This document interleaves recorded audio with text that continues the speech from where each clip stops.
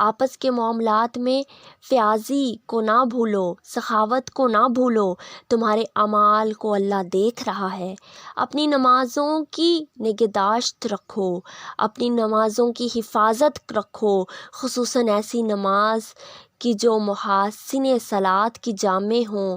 اللہ کے آگے اس طرح کھڑے ہو جیسے فرما بردار غلام کھڑے ہوتے ہیں۔ بد امنی کی حالت ہو تو خواہ پیدل ہو خواہ سوار، جس طرح ممکن ہو نماز پڑھو، اور جب امن میسر آ جائے تو اللہ کو اس طریقے سے یاد کرو جو اس نے تمہیں سکھا دیا ہے، جس سے تم پہلے ناواقف تھے۔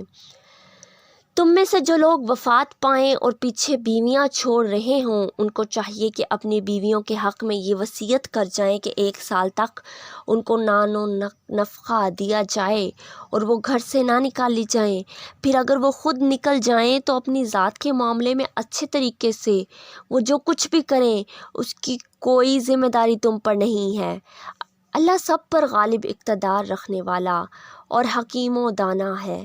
اسی طرح جن عورتوں کو طلاق دی گئی ہو انہیں بھی مناسب طور پر کچھ نہ کچھ دے کر رخصت کیا جائے، یہ حق ہے متقی لوگوں پر۔ اس طرح اللہ اپنے احکام تمہیں صاف صاف بتاتا ہے۔ امید ہے کہ تم سمجھ بوجھ کر کام کرو گے۔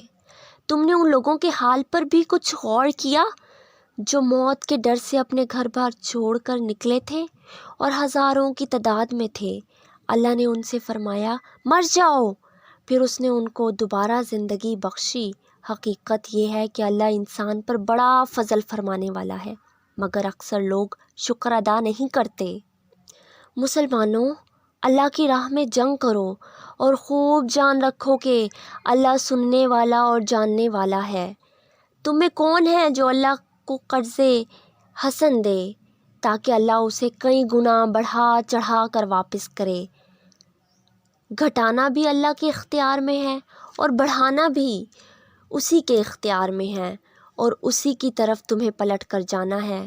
پھر تم نے اس معاملے پر بھی غور کیا جو موسیٰ کے بعد سرداران بنی اسرائیل کو پیش آیا تھا۔ انہوں نے اپنے نبی سے کہا ہمارے لیے ایک بادشاہ مقرر کر دو تاکہ ہم اللہ کی راہ میں جنگ کریں۔ نبی نے پوچھا کہیں ایسا تو نہ ہوگا کہ تم کو لڑائی کا حکم دیا جائے اور پھر تم نہ لڑو؟ وہ کہنے لگے بھلا یہ کیسے ہو سکتا ہے کہ ہم راہ خدا میں نہ لڑیں جب کہ ہمیں اپنے گھروں سے نکال دیا گیا ہے اور ہمارے بال بچے ہم سے جدا کر دیے گئے ہیں؟ مگر جب ان کو جنگ کا حکم دیا گیا تو ایک قلیل تعداد کے سوا وہ سب پیٹھ موڑ گئے، اور اللہ ان میں سے ایک ایک ظالم کو جانتا ہے۔ ان کے نبی نے ان سے کہا کہ اللہ نے طالوت کو تمہارے لیے بادشاہ مقرر کیا ہے۔ یہ سن کر وہ بولے ہم پر بادشاہ بننے کا وہ کیسے حقدار ہو گیا؟ اس کے مقابلے میں بادشاہی کے ہم زیادہ مستحق ہیں، وہ تو کوئی بڑا مالدار آدمی نہیں ہے۔ نبی نے جواب دیا اللہ نے تمہارے مقابلے میں اسی کو منتخب کیا ہے اور اس کو دماغی اور جسمانی دونوں قسم کی اہلیتیں فراوانی کے ساتھ عطا فرمائی ہیں، اور اللہ کو اختیار ہے کہ وہ اپنا ملک جسے چاہے دے، اپنی سلطنت جسے چاہے دے۔ اللہ بڑی وسعت رکھتا ہے اور سب کچھ اس کے علم میں ہے۔ اس کے ساتھ ان کے نبی نے ان کو یہ بھی بتایا کہ خدا کی طرف سے اس کے بادشاہ مقرر ہونے کی علامت یہ ہے کہ اس کے عہد میں صندوق تمہیں واپس مل جائے گا، جس میں تمہارے رب کی طرف سے تمہارے لیے سکون قلب کا سامان ہے، جس میں آل موسیٰ اور آل ہارون کے چھوڑے ہوئے تبرکات ہیں،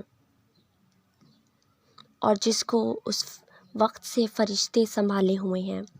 اگر تم مومن ہو تو یہ تمہارے لیے بہت بڑی نشانی ہے۔